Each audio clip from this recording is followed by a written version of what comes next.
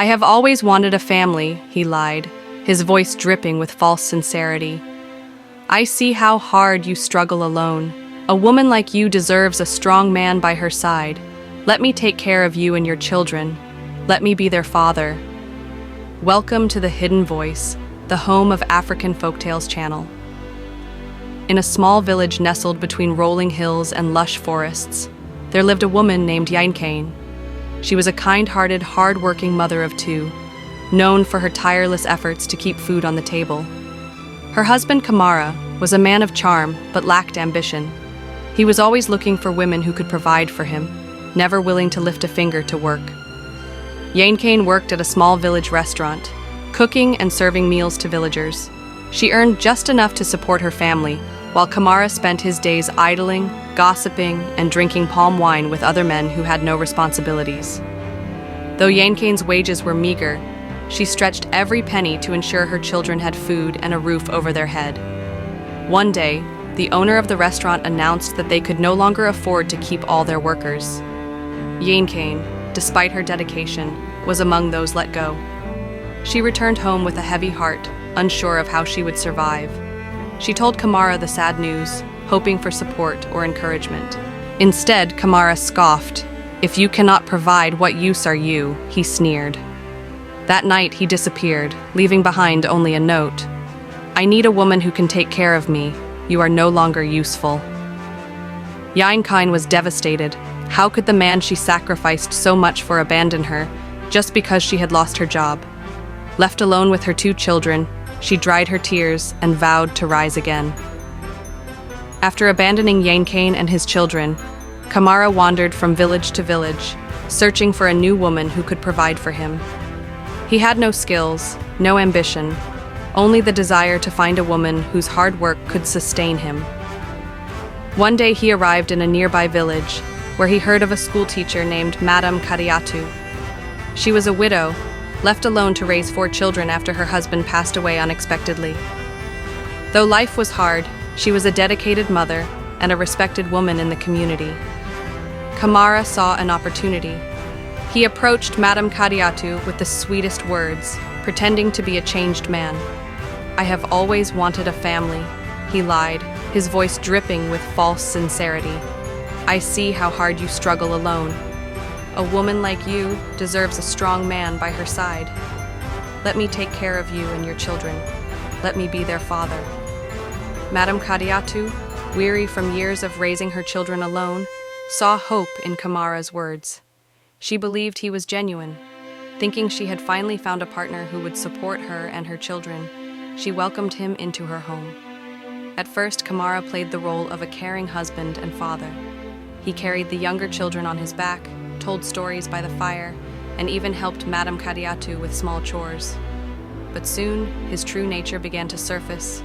He refused to work, making excuses every time Madame Kadiatu asked for help. When she left for school each morning, he stayed home, eating the food meant for the children. He spent his evenings with the village men, drinking palm wine and boasting about his new family. With no one to turn to, Yainkain took to the forest, gathering fruits and herbs to sell in the market. She learned the secrets of the land, identifying valuable plants that heal and nourish. Soon, her reputation as a healer spread, and people traveled from distant villages to seek her medicine. With her growing earnings, she expanded her business, selling dried herbs, oils, and homemade remedies. She saved every coin and eventually opened her own herbal shop in the village. As time passed, she became one of the wealthiest women in the region, admired for her resilience and wisdom.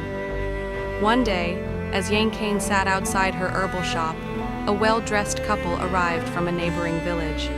Their eyes carried the weight of sorrow, yet there was a glimmer of hope as they approached her.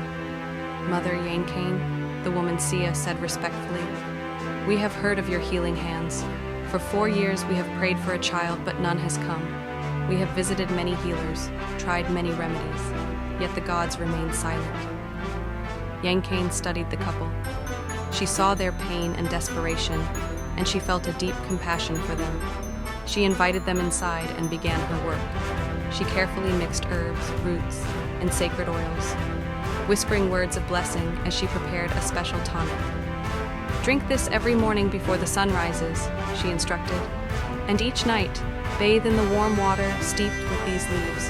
Have faith, for the ancestors bless those with pure hearts." The couple thanked her and left, clutching the remedies with renewed hope. Months passed, and Yainkain nearly forgot about the couple, until one day they returned, their faces glowing with joy. "Yainkain," Sia cried, tears streaming down her cheeks. "The gods have heard us. I am with child, not one, but two." The village buzzed with excitement. Yainkain's name spread far and wide, and people traveled from distant lands to seek her wisdom. 9 months later, Sia gave birth to healthy twin boys. As a token of their gratitude, the couple made a life-changing offer. "Yainkain," the husband, Pakelfala, said, "You have given us a gift we can never repay. But we wish to try. Come with us to the city. There we will give you and your children a home, a fresh start, and a place to continue your work." Yainkain hesitated at first. She had built her life in the village, but she knew that the city held greater opportunities for her children. With gratitude in her heart, she accepted. They arrived in the city, where Pakelfala and Sia gave Yainkain a beautiful home. They helped her establish a grand herbal shop, where she continued to heal people, now with even greater resources. Her children received the best education, and for the first time, they saw a future filled with endless possibilities. Kamara, on the other hand, heard the news about Yainkain and was in regret. One day, Madame Kadiatu overheard a conversation that made her blood run cold. "Kamara," one of his drinking companions laughed, "you have truly mastered the art of survival. First you abandoned your own wife and children, now you have found a widow to feed you." Kamara chuckled, unaware that Madame Kadiatu was listening. "My friend, a man must be smart. I left the woman who could no longer provide, and now I have a house, food, and even children to call my own, all without lifting a finger." Fury boiled in Madame Kadiatu's chest. She had welcomed this man into her home, thinking he was a blessing, only to realize he was a curse. That night, she confronted him. "Kamara, is this why you came here? To eat from my sweat while your own children suffer?" Kamara stammered, but Madame Kadiatu was not a fool. She gathered his belongings and threw them out. "Leave my house. I would rather struggle alone than feed a man who preys on women's labor," Kamara begged. But Madame Kadiatu had seen the truth. With the support of the village elders, she cast him out. Kamara returned. His once handsome face was now worn with hardship. The woman he had left Yainkain for had abandoned him, after finding another man who could provide more. Now, penniless and desperate, he stood before Yainkain's grand house, his clothes tattered and his stomach empty. Swallowing his pride, Kamara fell to his knees. "Yainkain, my love," he pleaded, tears in his eyes. "I was blind, foolish. Please take me back. I have nothing left." Yainkain looked at him, her heart unmoved. "Kamara," she said, her voice firm, "when I had nothing, you left me. Now that I have everything, you return. But a woman like me has no place for a man like you." Kamara wept, but Yainkain had learned her lesson.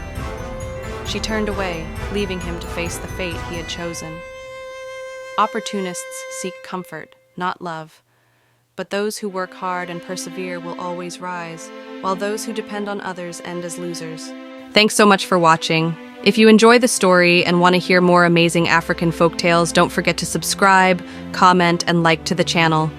Your support helps keep these stories alive and bring our rich culture to the world. Until next time, stay inspired and keep the stories flowing.